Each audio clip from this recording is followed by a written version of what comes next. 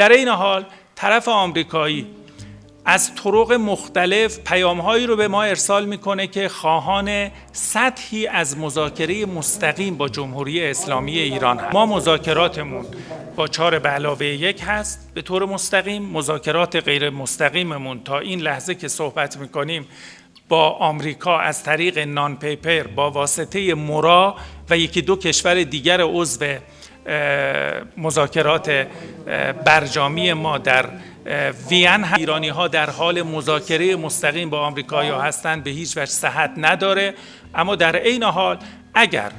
در روند مذاکرات به مرحله ای برسیم که رسیدن به یک توافق خوب با تضمین بالا لازمش این باشه که سطحی از گفتگو رو با آمریکایی ها داشته باشیم، این رو هم نادیده نخواهیم گرفت در برنامه کاری که در مذاکرات برای رفع تحریم ها خواهیم داشت.